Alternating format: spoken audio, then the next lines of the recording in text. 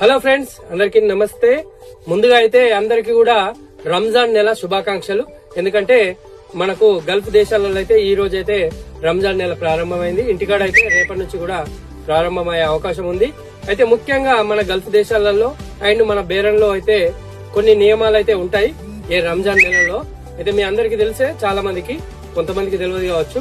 అయితే మనం ఎక్కువ ముఖ్యంగా అయితే బయట ఆహారం తినడం గాని, వాటర్ తాగడం గాని ఇదైతే నిషేధం.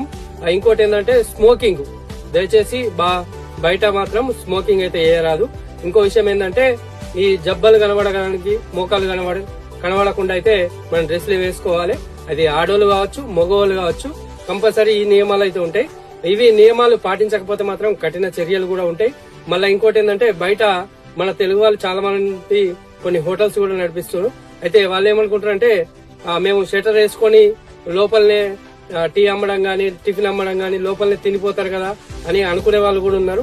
కొంచెం అందులో కూడా జాగ్రత్త వహించండి. ఎందుకంటే ఒక నోరు దాటితే ఊరు దాటుతా అంటారు కదా, అలాంటి పరిస్థితి ఉంటది. ఎందుకంటే ఈ రంజాన్ నెలలో ఏ చిన్న తప్పు చేసినా కానీ అది పెద్ద తప్పుగా అయితే భావిస్తారు ఇక్కడ గవర్నమెంట్. కాబట్టి చాలా కఠినమైన నిర్ణయాలు ఉంటాయి. ఇంకోటి ఏంటంటే బయట చాలా మంది డ్రింక్ చేస్తా ఉంటారు ఈ రంజాన్ నెలలో. ఎందుకంటే ఏదైనా సరే మనకు దొరకనప్పుడే దాని విలువ తెలుస్తుంది, అంటే దాని మీద ఎక్కువ కోరిక పుడుతుంది, అది కావాలని చెప్పి అనిపిస్తుంది. కాబట్టి ఈ నెలలో మాత్రం అంటే ఎక్కువ శాతం కొంతమందికి ఎక్కువ అయితే టీ తాగడం అయితే అలవాటు ఉంటది. అది ఇప్పుడు దొరకదు కాబట్టి దాని మీద ఎక్కువ అయితే పానం కొట్టుకుంటది. కాబట్టి కొంచెము ఆ విషయంలో కూడా జాగ్రత్త వహించాలి. మనం రూమ్ లోనే టీ పెట్టుకొని తాగితే బాగుంటది. ఈ బయటకు వెళ్ళినప్పుడు మాత్రం చాలా అంటే చాలా జాగ్రత్త ఉండాలి.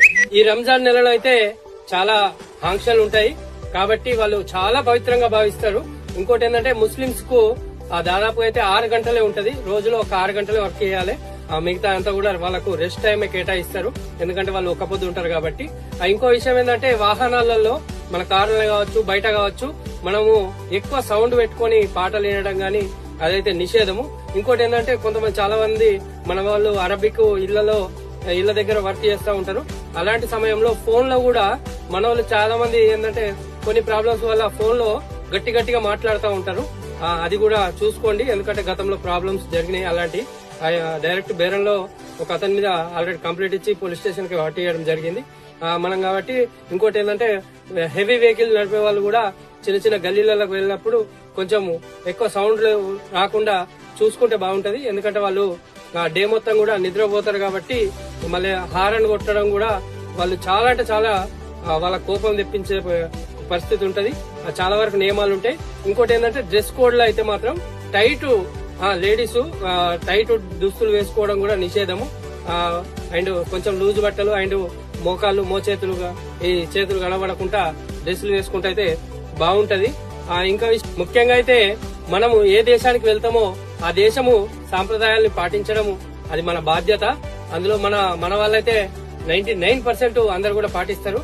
కానీ ఏమన్నా చిన్న మిస్టేక్స్ అయితే ఈ రంజాన్ నెలలో చాలా పెద్ద సమస్యగా భావిస్తారు. కాబట్టి అందరు కూడా మిత్రులు చాలా జాగ్రత్తగా ఈ రంజాన్ నెలని ఎల్లదీయాలని చెప్పి కోరుకుంటూ అందరికీ కూడా ముస్లిం సోదరులందరికీ కూడా రంజాన్ నెల శుభాకాంక్షలు.